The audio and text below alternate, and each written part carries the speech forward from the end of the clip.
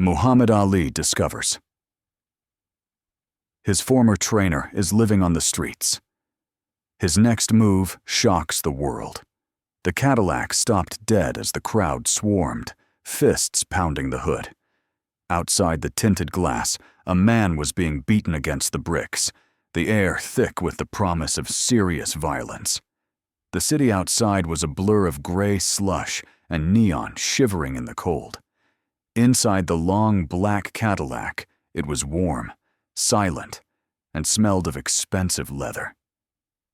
Muhammad Ali sat in the back, a custom-tailored suit draping his broad shoulders, his eyes half closed as the city slid past.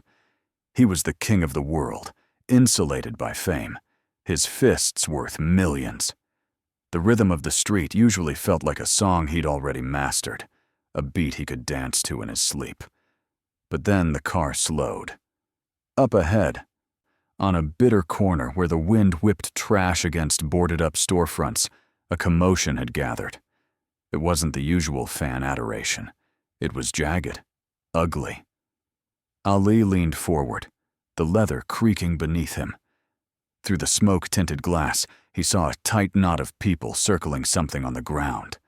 A man, ragged, curled tight like a dead leaf, trying to shield his head from a barrage of kicks.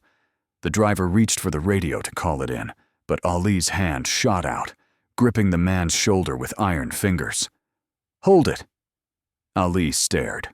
The face on the pavement, smeared with grime and blood, looked up for a split second before another boot landed. It was an old face, hollowed out by years of hard luck.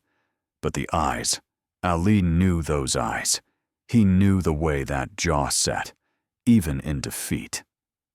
It was a ghost from a sweaty gym in Louisville, a phantom from a time before the gold medals and the bright lights. The air in the Cadillac suddenly felt too thin. Ali felt the phantom sting of a focus mitt popping against his own jab, decades ago. That old man down there, eating the concrete, used to hold the keys to Ali's velocity. "Stop the car," Ali said. His voice was low, lacking its usual playful melody. It was the voice he used right before the opening bell. The Ghost of Fifth Street Gym summary. Ali steps onto the street, silencing the crowd. He confronts the wreckage of his old trainer, feeling the weight of past debts and present shame. The heavy car door swung open, cutting through the icy wind. Ali stepped out. His highly polished shoes, crunching onto the salt-stained pavement, was the only sound on the block. The silence was instantaneous. It spread outward from the Cadillac like a shockwave. The kicking stopped. The shouting died in throats. The small crowd of hustlers, late-night workers, and street dwellers froze, their breath pluming white in the frigid air. They knew the silhouette, the size of him, the aura that radiated brighter than the sickly yellow streetlights. The champ was here. Ali didn't look at the crowd. He walked straight toward the center of the circle, his movements deliberate, conserved energy waiting to be released. The men who had been delivering the beating melted away, stepping back into the shadows, suddenly terrified of their own aggression. Ali looked down. The old man was trying to push himself up, his hands shaking violently against the freezing sidewalk. He wore a coat that was 3 sizes too big, torn at the shoulder, and his shoes were held together with black tape. "Jimmy," Ali said. It wasn't a question. The old man froze. He turned his head slowly, wincing from the pain in his ribs. When he saw Ali towering over him, a look of profound devastation crossed his face. It wasn't relief. It was pure, agonizing shame. He tried to cover his face, to crawl away into the brickwork. This man, Jimmy Quick Braddock, had taught a young Cassius Clay how to pivot on his heel, how to make a hook disappear until it landed. He had wiped sweat and blood from Ali's brow when nobody knew his name. Now, he was street rubbish, tossed aside by a world that only valued the fighters who won. Ali felt a heat rising in his chest that had nothing to do with the boxing ring. It was a sickening mix of guilt and fury. He crouched down. oblivious to the slush soaking the knees of his trousers. "Look at me, coach," Ali commanded, soft but unyielding. Jimmy wouldn't do it. He mumbled into his chest, "Ain't nobody here, champ. Just trash. Keep moving." Ali reached out, his large hand gently cupping the old man's chin, forcing him to lift his head. The eyes that met Ali's were milky with age and defeat, but the spark of the trainer was buried deep inside, flickering weakly. "The greatest didn't build himself," Ali whispered, so only Jimmy could hear. "You held the ladder." The Vulture's summary. A local exploiter arrives to claim ownership of the trainer's debt, challenging Ali's presence and introducing a new, dangerous tension to the street corner. The moment of connection was shattered by a voice like grinding gears. "All right, show's over. Step away from the merchandise, brother." Ali didn't stand up immediately. He finished wiping a smudge of blood from Jimmy's cheek with his silk pocket square. Only then did he unfold his frame, rising slowly until he seemed to block out the city lights. A man strode into the circle. He wore a long leather trench coat and a fedora cocked aggressively low.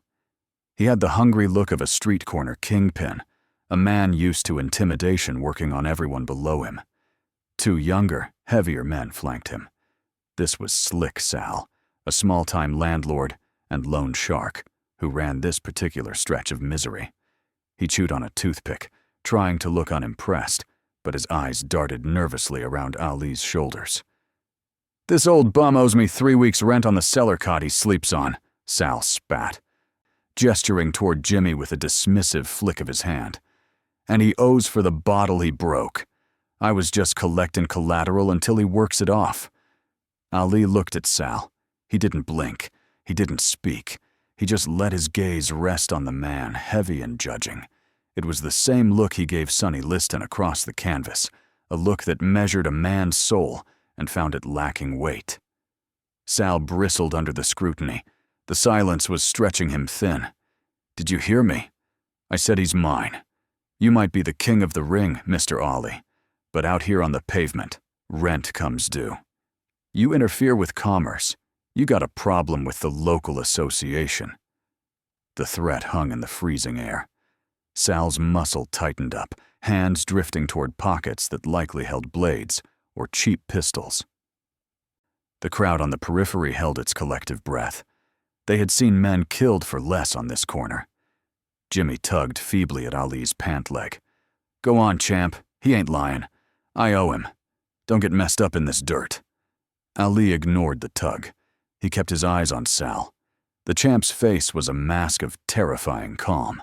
He wasn't calculating angles for a punch. He was calculating the cost of a human life on this particular city block. "Commerce," Ali repeated the word, tasting the rust in it. "You call bleeding an old man dry commerce?" "I call it business," Sal sneered, gaining confidence from his backup. "He sleeps in my building. He pays. That's the law of the jungle. Now step off before your pretty suit gets messed up." The air crackled. Violence was a coiled spring, waiting for a trigger. Ali didn't raise his fists. He did something far more intimidating. He smiled. It wasn't his camera-ready grin. It was a chilling, knowing smile that said he saw right through Sal's tough exterior to the terrified little man beneath. The rumble on the concrete summary. Ali transforms the street corner into a global stage, using his voice and presence to shame the exploiter and execute a shocking move that fundamentally alters the power dynamic. Ali turned away from Sal as if the man had ceased to exist. He looked at the surrounding crowd, the silent witnesses shivering in the cold. He raised his arms, not in a boxing stance, but in a preacher's gathering gesture.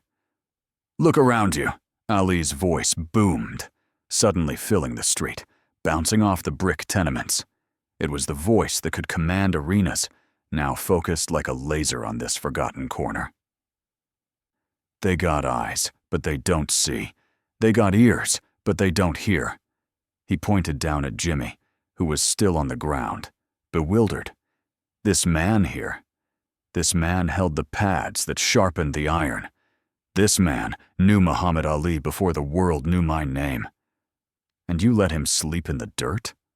Sal looked confused, his authority rapidly evaporating as Ali turned the street into his pulpit. Hey, cut the speechifying, man. I want my money. Ali spun on him, so fast that Sal flinched backward, nearly tripping over his own feet. Ali stuck a finger in Sal's chest, hard as a rivet. You want money? You think you own this man because of a few dollars for a rat hole in a cellar?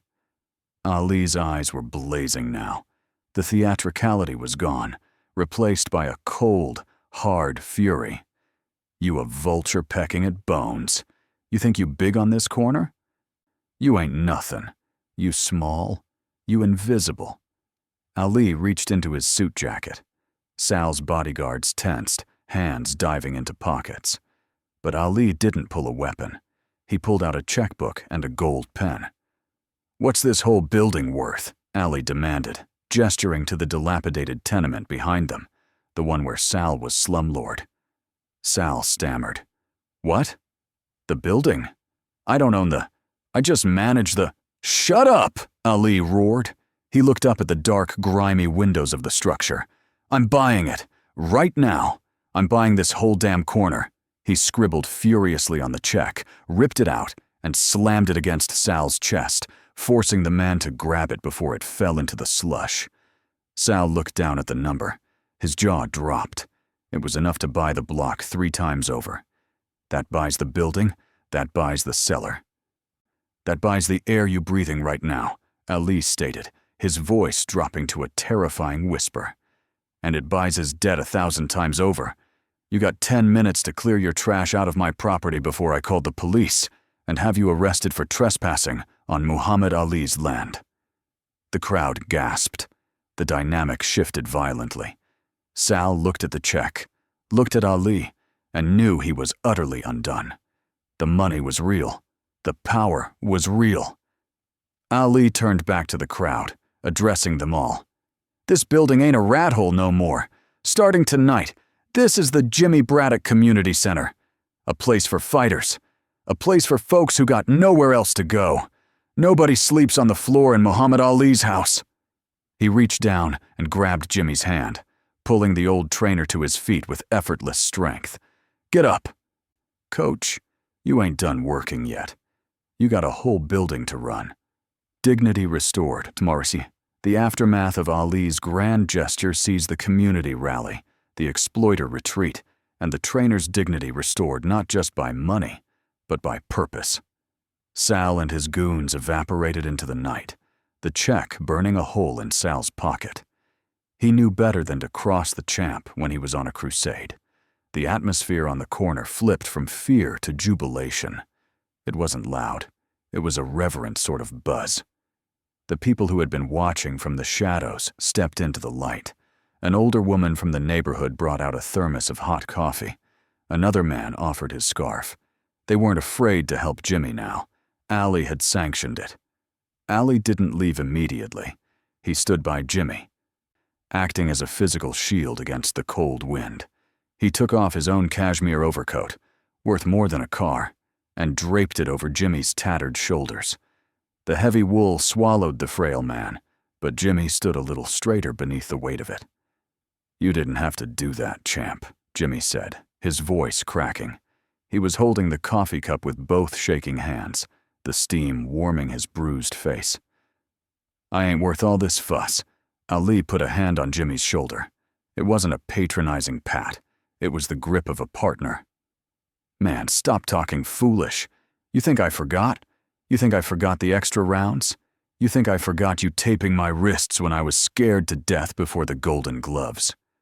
Ali looked around at the dilapidated building he just bought on impulse. It was ugly, broken, and needed everything. It was perfect. I need you, Jimmy. I got kids all over this city thinking they gotta be like that piece of trash Sal to survive. They need a trainer. They need someone who knows the fundamentals. You're the head coach of this new gym. That's your job now. You start tomorrow. Jimmy looked up at Ali. The shame was slowly receding, replaced by a dawn of disbelief, and finally, a flicker of old pride. He wasn't a charity case. He was needed. The champ needed him. "I'm gonna need new pads," Jimmy said gruffly, sniffing back emotion. "And the floor in that cellar needs leveling before we put a ring in." Ali laughed. It was a real laugh this time, loud and deep. "You get whatever you need. You're the boss." The championship rounds summary. Ali returns to his car, reflecting on the endless nature of the fight against injustice, knowing this victory is just one round in a much longer battle. Ali watched as a couple of neighbors helped Jimmy toward a nearby all-night diner to get some real food.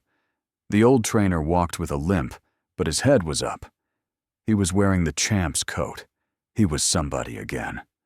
The cold bit at Ali through his suit now that he had given away his overcoat, but he didn't feel it. He felt the familiar adrenaline crash that came after a knockout victory. He turned and walked back to the waiting Cadillac. The driver, wide-eyed having witnessed the entire spectacle, held the door open with renewed reverence. As Ali slid into the warmth of the back seat, the silence returned.